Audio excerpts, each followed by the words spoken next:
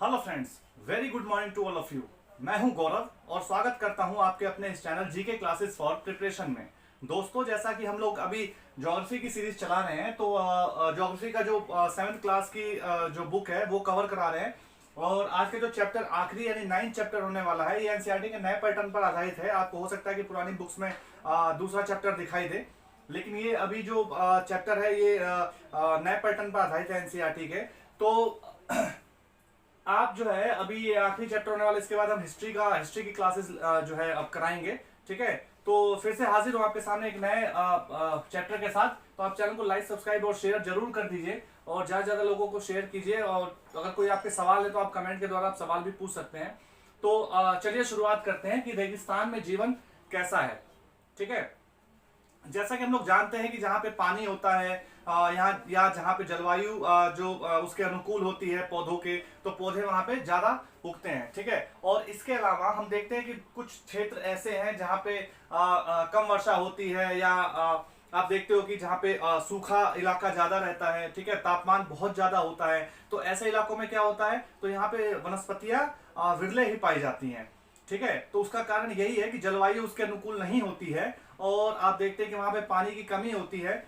वहां पे क्या होता है कि अधिक जो शुष्क होता है, वो जो जलवायु होता है अधिक शुष्क होता है, उसके उसके कारण जो है आप देखते हो कि वहां पे अच्छे से जो पेड़ पौधे नहीं उगते हैं। ठीक है, वहां पे रेगिस्तान जैसा जो है जो जगह है वो बन जाती है। ठीक है, तो रेगिस्तान वही हम बात करने वाले हैं कि रेगिस्तान, तो ऐसा रेगिस्तान में ऐसा क्यों होता है, क्योंकि पानी की कमी के कारण वो ऐसे स्थान बन जाते हैं। ठीक है, रेगिस्तान ठंडे हो सकते हैं और गर्म हो सकते हैं। ठीक है, जैसा आपको पता है कि दिन में बहुत ज्यादा गर्म होते हैं और रात में हद से ज्यादा ठंडे भी हो जाते हैं।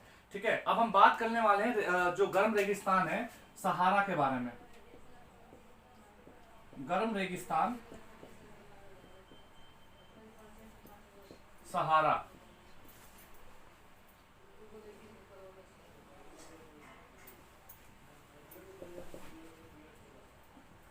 ठीक है, गर्म रेगिस्तान सहारा के बारे में बात करने वाले हैं। तो जो गर्म रेगिस्तान जो सहारा है यह उत्तरी अफ्रीका के बड़े भूभाग पर फैला हुआ है। ठीक है, जैसा आपको पता है कि जो उत्तरी अफ्रीका जो है, अफ्रीका कॉन्टिनेंट, अफ्रीका महाद्वीप जो है, उसके उत्तरी भूभाग पर फैला हुआ है। यह विश्व का सबसे बड़ा रेगिस्तान है। लगभग 8.54 लाख वर्ग किलोमीटर में यह फैला हुआ है। और इसके अपेक्षा अगर हम कंपेयर करें भारत की, तो भारत का जो कुल जो भूभाग है वो कितना है, 32.8 लाख वर्ग किलोमीटर में है। यानी आप कंपैरिजन में देख सकते हैं कि इससे कह सकते हो कि इससे ज्यादा छोटा नहीं है, बल्कि लगभग इसका आप कह सकते हैं 8 चौक 32, यानी 1/4 आप कह सकते हो कि 1/4 रेगिस्तान है जो सहारा है भारत के मुकाबले में। तो सहारा रेगिस्तान जो है वो 11 देशों से घिरा हुआ है।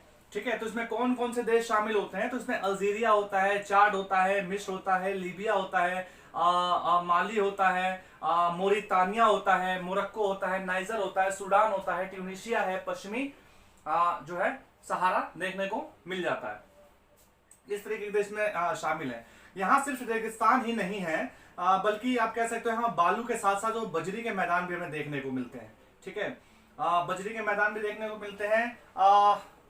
कुछ सब जो चट्टाने हैं यहाँ पे देखने को चट्टाने मिलती है, नग्न चट्टाने जिनको कहते हैं, सतह वाले आप कह सकते हो आप कह सकते हो कि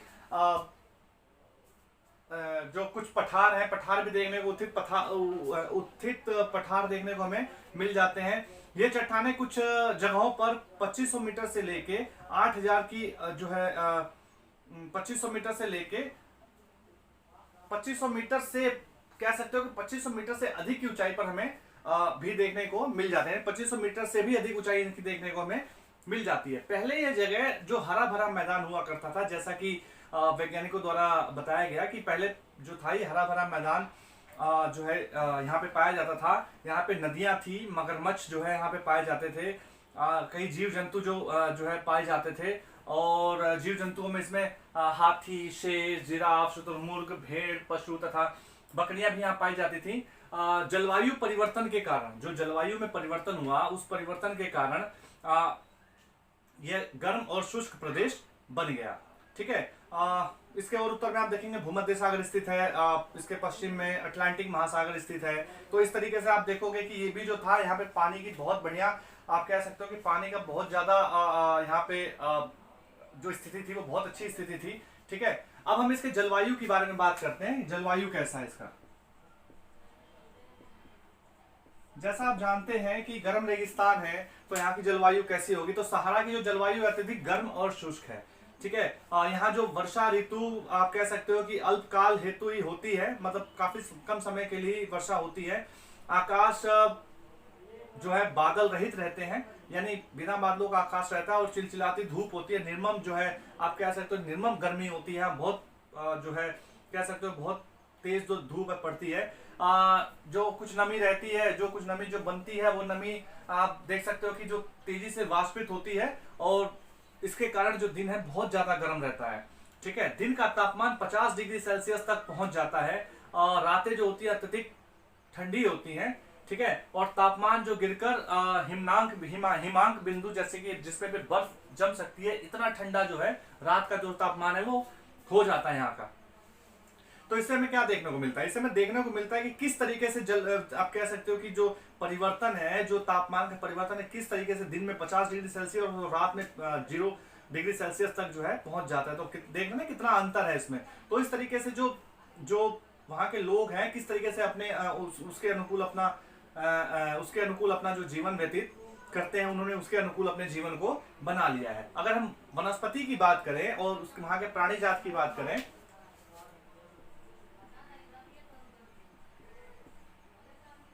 वनस्पति एवं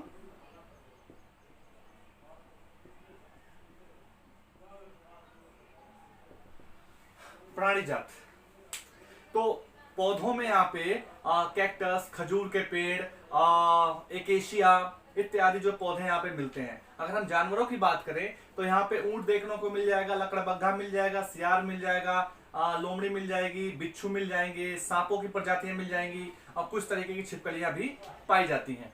सहारा के अल अजीजिया क्षेत्र जो है वहां पे त्रिवोली नाम की जो जगह है आप देखोगे कि लीबिया के लगभग दक्षिण भाग में स्थित है। तो यहाँ सबसे अधिक तापमान जो है वो 1922 में जो है पाया गया था। सबसे उच्च तापमान 57.60 डिग्री सेल्सियस। आप अंदाजा लगा सकते हैं कि 40 डिग्री 45 डिग्री पे इतनी भयंकर गर्मी होती है, तो 57 डिग्री सेल्सियस पर कितनी गर्मी होगी। ठीक है, तो ये सबसे गर्म जो था स्थान वहां पे, और सबसे गर्म आप कह सकते हो सबसे ज्यादा सेल्सियस वहां पे दर्ज किया गया था। अब हम बात करते हैं कि वहां के लोग कैसे हैं, वहां के लोग कैसे हैं, लोगों के बारे में बात करते हैं। ठीक है, तो आप देखोगे सहारा के रेगिस्तान की जो जलवायु है वो काफी कष्टकारी है। आप जैसा कि मैंने बताया कि किस तरीके से वहां का जो मौसम है किस तरीके से बदलता है, किस तरीके से हेरफेर होता है। फिर भी विभिन्न समुदायों के लोग रहते हैं यहाँ, जो उनके विभिन्न क्रियाकलाप है। इनमें जो है बेदुइन जो समाज है और तुआरेग जो समाज है वो शामिल है। ठीक है, चलवासी जनजाति के लोग जो है ये चलवासी जनजाति के ही लोग हैं, और चलवासी जनजाति के लोग जो हैं वो आप कह सकते हो जानवरों का रेहड़ रखते हैं। रेहड़ यानी कि बकरी, भेड़, ऊंट, घोड़े, इस तरीके से ये पालते हैं। एक जगह से दूसरी जगह लोग घूमते हैं। इन्होंने उनको रखने का कारण ये है कि इससे जो है ना इन जानवरों से उन्हें दूध, चमड़ा और आप कह सकते हो कि इसके अलावा जो चमड़े से बनाए जाने वाले सामान है या जानवरों के बालों से बनाए जाने वाले जैसे चटाई है, कालीन है, इस तरीके से कपड़े हैं, इस तरीके का जो चीजें हैं ये इस्तेमाल करते हैं और उनसे बनाते हैं। धूल भरी आंधियों से बचने के लिए लोग भारी कपड़े पहनते हैं। ठीक है, भारी कपड़े पहनते हैं जिससे कि धूल भरी जो आंधियां वहां पे चलती है उनसे बचा जा सके। ठीक है, सहारा में मरुद्यान एवं मिस्र की नील घाटी, जो नील घाटी है, मिस्र की जो नील घाटी लोगों को निवास में मदद करती है।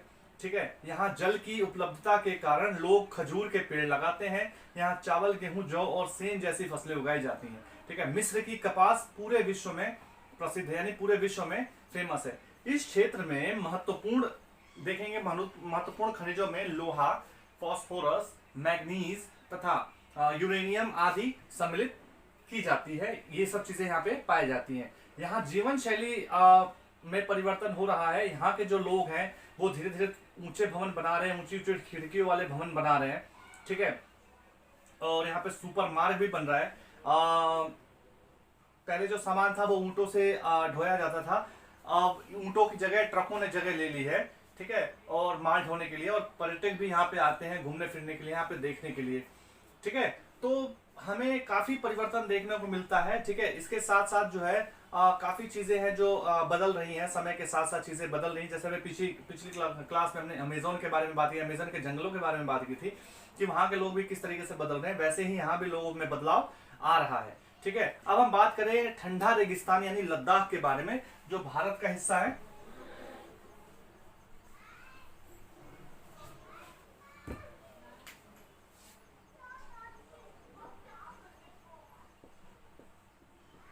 ठंडा रेगिस्तान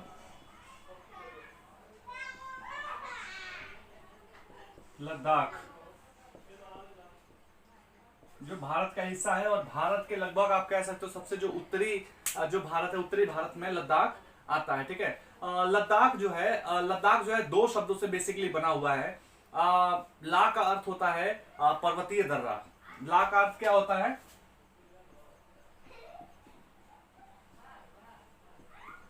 पर्वतीय दर्रा। और जो दाख है, ठीक है, जो दाख है तो दाख का अर्थ होता है देश। दाख का अर्थ होता है देश। तो लद्दाख पर्वतीय दर्रे का देश इसको बोला जाता है, ठीक है।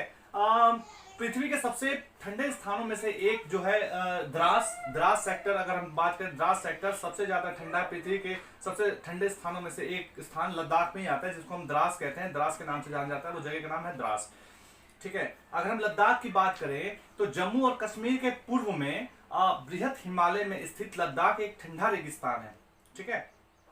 इसके उत्तर में कराकोरम पर्वत श्रेणियां और दक्षिण में जास्कर पर्वत श्रेणियां हैं। उत्तर में क्या है? कराकोरम पर्वत श्रेणियां हैं और दक्षिण में जास्कर पर्वत श्रेणियां हैं। यहां से अनेक नदियां बहती हैं, जिसमें सिंधु नदी प्रमुख है, ठीक है। सिंधु नदी यहाँ पे प्रमुख है। ये नदियां गहरी घाटियों और महाखंड यानी गार्ज का निर्माण करती हैं।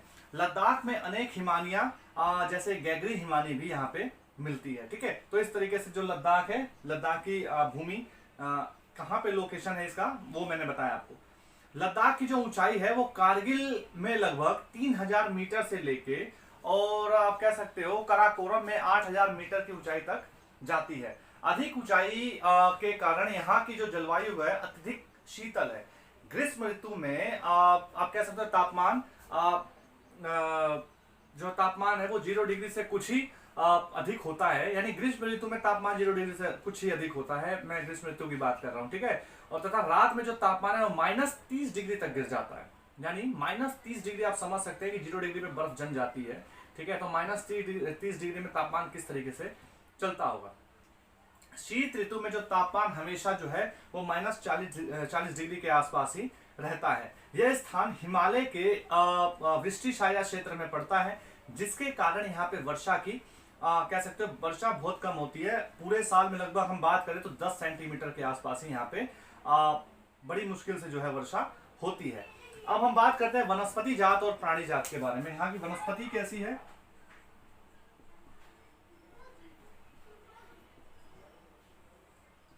वह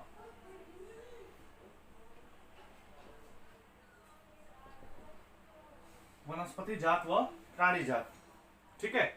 तो वनस्पति बहुत कम होती है यहाँ पे। कारण ये है कि उच्च शुष्कता है यहाँ पे, उच्च शुष्कता है यहाँ पे बहुत ज्यादा। आप कह सकते हो कि पानी की जो है थोड़ी सी कमी के कारण जो है वनस्पति कम होती है, ठीक है।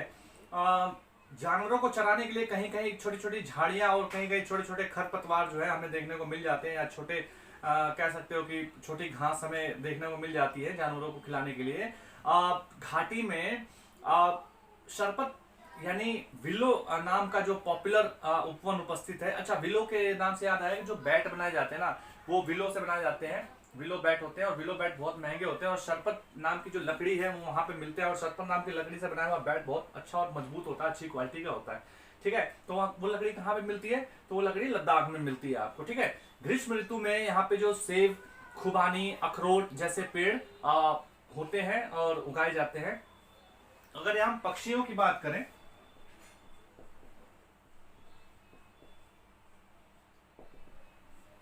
अगर हम यहाँ पक्षियों की बात करें तो आप कह सकते हो कि यहाँ पे जो पक्षी हैं वहाँ पे रॉबिन, स्टार्ट और तिब्बती स्नोकॉक और रेविन व हुप आदि जो है पक्षी यहाँ पे मिलते हैं। अगर हम जानवरों की प्रजाति की बात करें तो यहाँ पे जंगली बकरी, जंगली भेड़, याक, कुत्ते इत्यादि जो यहाँ पे मिलते हैं।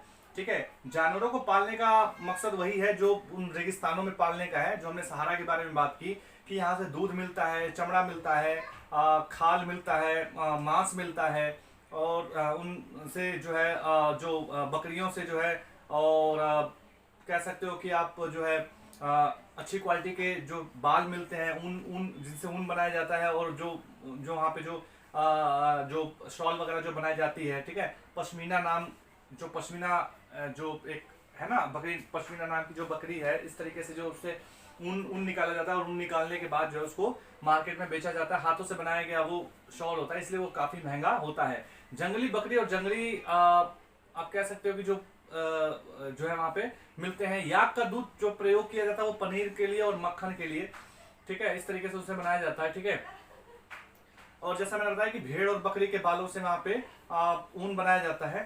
ठीक है, और इसके अलावा जो वहां के लोग हैं, अब वहां के लोगों के बारे में हम बात कर लेते हैं।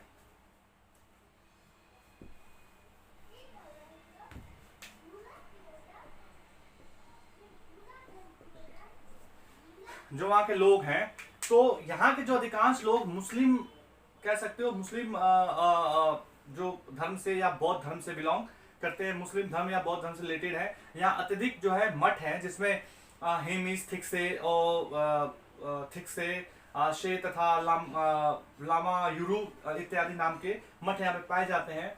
ग्रीष्म में यहाँ के जो निवासी हैं वो जौ, आलू, मटर, सेम और शलजम की खेती करते हैं।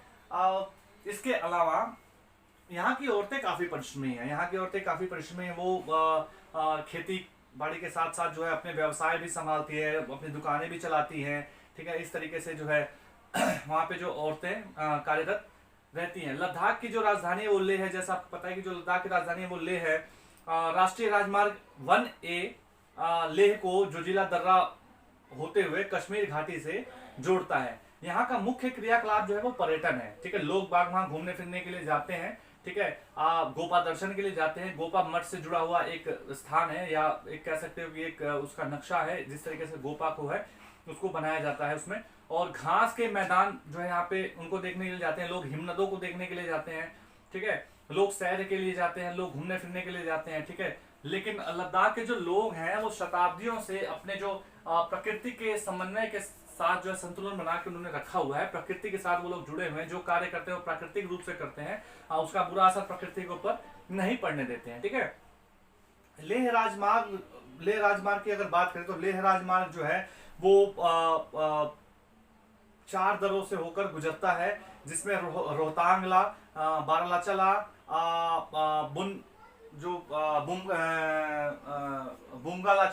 बुंगालाचा ला और टंगलंग ला, इस तरीके के जो है 4 दर्रों से होकर गुजरता है। तथा राजमार्ग केवल जुलाई से लेकर सितंबर तक के बीच ही खुलता है, जब बर्फ रास्तों से हटाई जाती है। तो इस तरीके से आपने देखा कि किस तरीके से जो रेगिस्तानी जो जीवन है, एक हमने गर्म रेगिस्तान के बारे में बात की और एक ठंडे रेगिस्तान के बारे में बात की।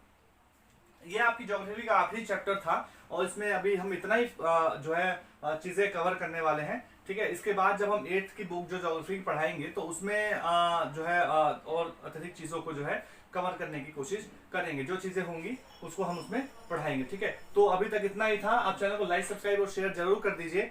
ठीक है, और उम्मीद करता हूँ आप सभी लोग स्वस्थ होंगे, मस्त होंगे और अपनी तैयारियों में लगे होंगे। इसी के साथ ये क्लास यहीं पे समाप्त करते हैं। तब जो अगली क्लास होंगे वो हिस्ट्री की क्लास अब शुरू करेंगे हम। तो हिस्ट्री क्लास के साथ फिर हाजिर होता हूँ मैं फिर एक नए चैप्टर के साथ। तब तक के लिए नमस्कार, धन्यवाद। स्वस्थ रहिए, मस्त रहिए, अपना ख्याल रखिए और तैयारियों में लगे रहिए। बहुत बहुत धन्यवाद।